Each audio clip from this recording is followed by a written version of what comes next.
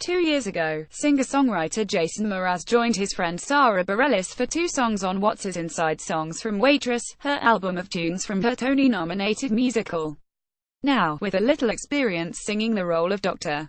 Pomatter under his belt, Mraz will step into the ongoing Broadway production of Waitress on November 3, taking over the role from originator Drew Gelling for a 10-week run at the Brooks Atkinson Theatre.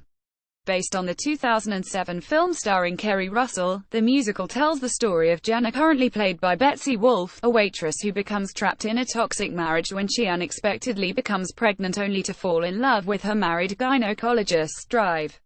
Pomatter. On the eve of his debut, Mr. AZ himself spoke to Billboard about taking on the role, his future Broadway plans, and who's taking care of his avocado farm while HES on stage. How did you originally get involved with Sara Bareilles for What's Inside Songs from Waitress?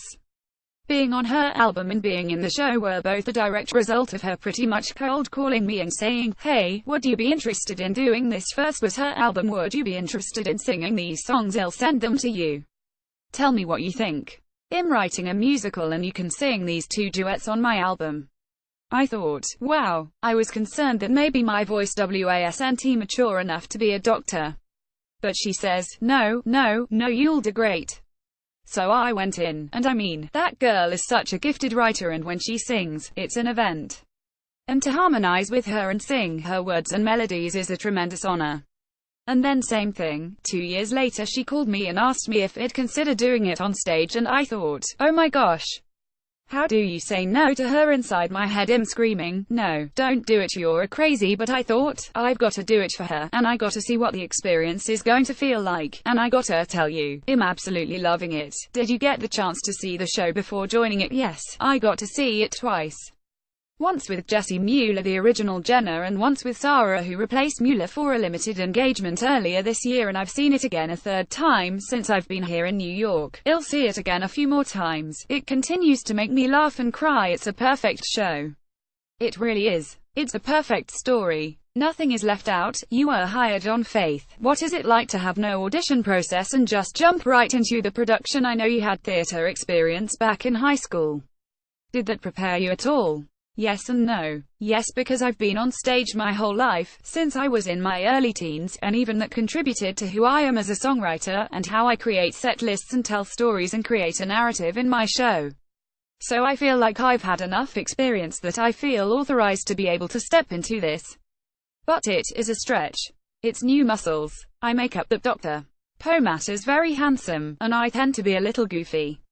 My hair's really curly. Like, would Jenna really fall for this guy? Me, but that's just my own self-doubt issues. The fact that I didn't have to audition actually gave me more confidence. I said, oh, okay. They could have cast anyone. And they're choosing me, so I'm going to step up. I'm going to do whatever it takes. I'm not going to eat sugar. I'm going to be ready, and I'm going to embody this guy, and I'm going to make it so that Jenna falls in love with Dr. Pomatter every night. What do you think you're bringing to the role that is unique? Well, it's a little early to say, cause I'm finding that right now. I really want to borrow the best qualities from every Pomatter I've seen and live up to the story and the fans' expectation and the director's expectation of who Pomatter is. But it's also important that every actor puts themselves into it, so I'm still finding it. I love singing. That to me is the easy part. The challenge I'm faced with, that I've got to put myself into, is exploring when nervous and awkward Dr. Pomatter is trying to awkwardly tell you his truth without crossing the line and trying to stay professional. I'm still finding it. Which song is your favorite to perform so far? I was already familiar with You Matter to Me, which I love. Bad Idea is a joy ride. So, the one that's new to me that I absolutely love now is It Only Takes a Taste.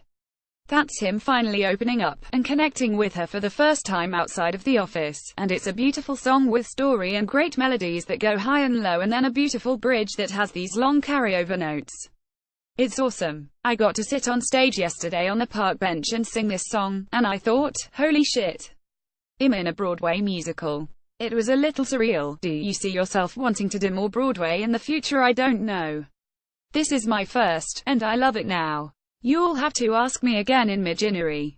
It's a long time to be away from my cat. It would have to be the right show, the right role. Something that I'm proud of. And I've been proud of this since I first met Sara in the recording studio to sing with her. I'd have to have a similar experience to come back and do it again. Speaking of time away from home, who's taking care of the avocados while you're on Broadway? Or, I have a farm manager and I do get to employ my friends that check up on everything and keep things running smoothly, because starting at Christmas the avocados will be in harvest again. They'll be doing their thing. The good news is they'll be shipping me avocados once a week, so I'm very excited about that.